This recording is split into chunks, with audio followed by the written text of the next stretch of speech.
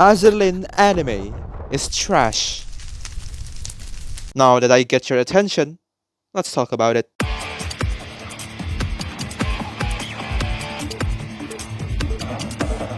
Of course, my remark that Azur is trash is just partly untrue. In my opinion, Azur Anime is mid-tier at best. It's not good by a long shot, but it's not that bad either, so to speak. Certainly, watch it if you want, and love it for what it's worth. Well, mainly for the abundance of fanservice scenes. I mean, who the hell put a beach episode at the third episode anyway, right? But there are some parts of the anime that makes me scratch my own head. Aside from some lackluster dialogue exchange and weird phasing of the story, I will be tackling the three main issues I have with this anime. Character development, or just character personality in general. Plot or story, I don't know, I cannot differentiate between the two, sorry. And some nitpicky animations that I probably don't need to include here, but deserve a mention due to how it becomes sort of a meme.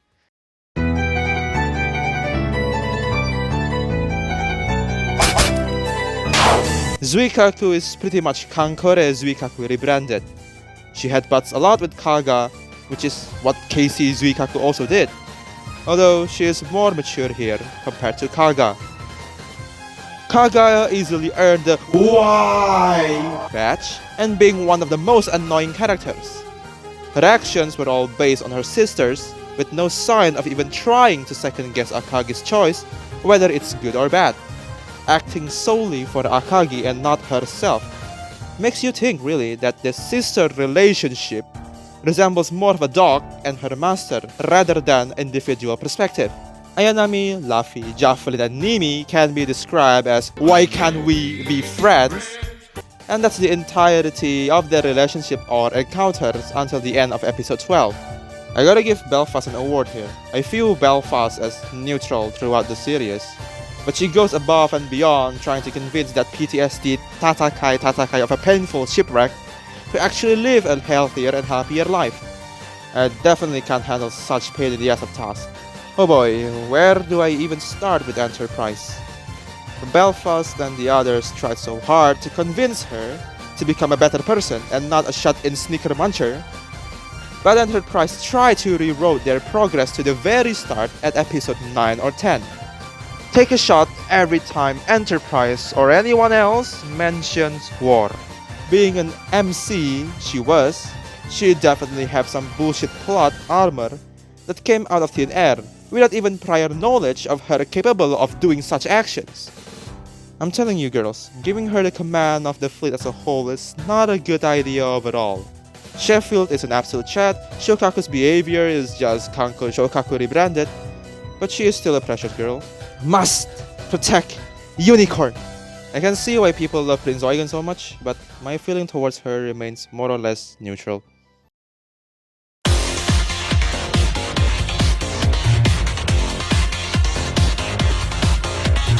I get it, they are fighting an enemy from a different dimension, and their sweet talks and ideals cause the Crimson Axis and the Iron Blood to part ways with the rest of Azur Lane.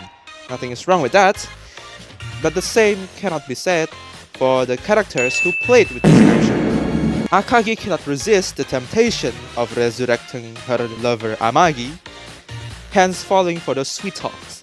Kaga just follows Akagi's dreams like an obedient slave, good sister she was. Apparently, Enterprise is afraid of the sea, despite being a ship girl herself, and has sailed numerous times before. And this is one of the reasons she is acting like a problematic child. Oh, she is also able to become Jesus 2.0 just by remembering her emo side. And this is apparently makes her a god of some sort. Not to mention that this is an important out-of-the-blue development of the plot. High-octane bollocks. No way an F4F Wildcat with Enterprise riding it was able to catch a literal intercontinental ballistic missile, let alone shooting it down Minecraft style. this supposed to be the climax, but I'm more flaccid than my breakfast pancakes. Nothing much to say here. Just look at Akagi, Kaga, Honolulu, and Saint Louis, or Saint Louis, depends on how you pronounce her, face on the non-Blu-ray version of episode 6. It will give you a better insight on what you can expect here. Bruh, she turned herself into an origami. Funniest shit I've ever seen. Azur Anime is not necessarily bad. It has its own redeeming quality, and I'll say give it a spin. With that said though, I cannot say I would recommend it. The plots are scattered everywhere, with some having no prior explanation as to why such things happen. Most of the characters are fine, but the ones who actually played a role on driving the story kinda sucks. Animation feels a bit rushed, though some are corrected in the Blu-ray version. But hey, at least we have episode 6 to fall back into.